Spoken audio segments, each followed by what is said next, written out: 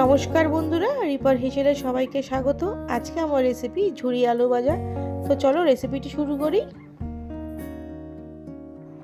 এখানে আমি 4 পিস আলু খোসা ছাড়িয়ে নিয়েছি। এবার গ্রেটার দিয়ে আলুগুলোকে গ্রেট করে নেব।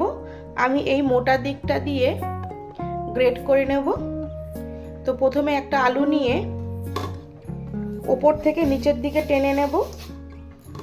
এরকম ভাবে আলুগুলোকে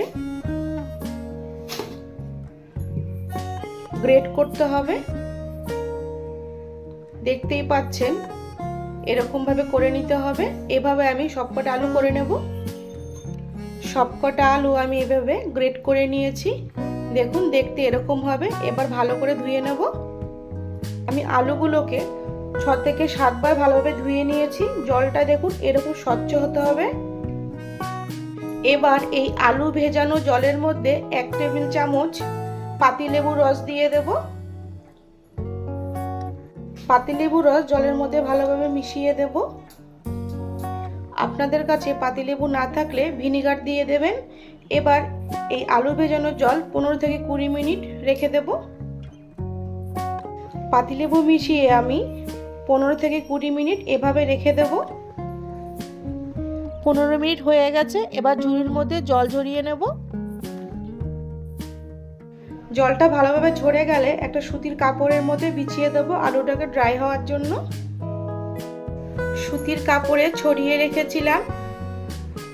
ঝুরো আলুগুলো ড্রাই হয়ে গেছে। এবার তেলের মধ্যে ফ্রাই করে নেব।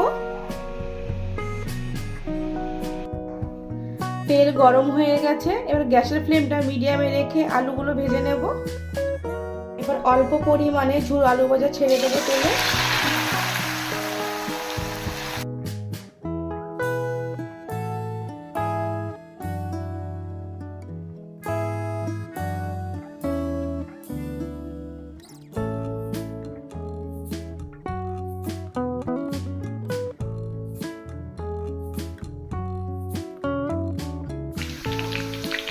আলুর কালারটা একটু বাদামি হয়ে এলে তুলে নেব।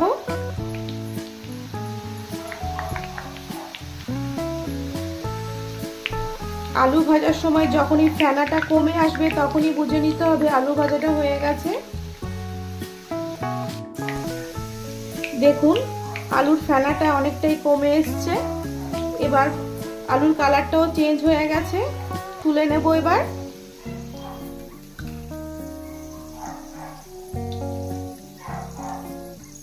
এবার আরো কিছুটা আলু দিয়ে দেব।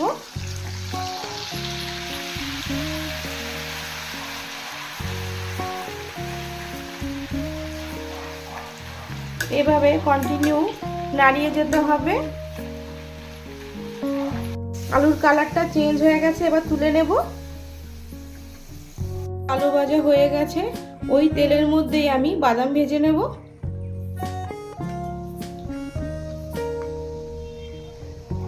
আমি ঝাঁঝরির মধ্যেই বাদামগুলো ভেজে নেব, তাহলে তুলতে সুবিধা হবে।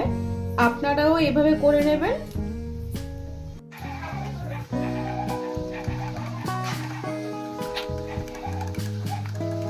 বাদাম ভাজা হয়ে গেছে। এবার তুলে নেব।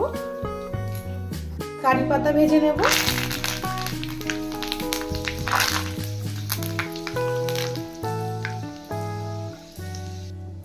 কারি পাতা ভাজা হয়ে গেছে। এবার তুলে নেব। 4টে শুকনো লঙ্কা ভেজে নেব।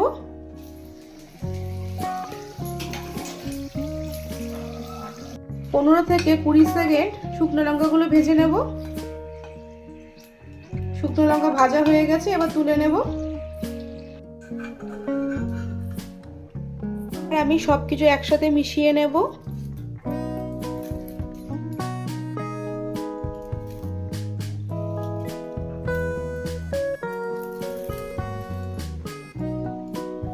এবার বাদাম, কারি পাতা, আলু একসাথে মিশিয়ে নেব।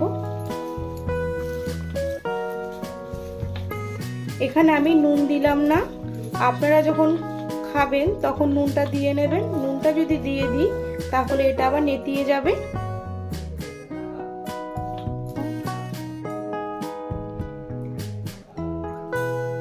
দেখুন কতটা ক্রিস্পি হয়েছে, শব্দ শুনেই বুঝতে পারছেন আপনারা। রেসিপিটি কেমন লাগলো সেটা কমেন্ট করে জানিও। অবশ্যই পছন্দ হলে লাইক, শেয়ার, সাবস্ক্রাইব করবে। দেখা হচ্ছে পরের ভিডিওতে।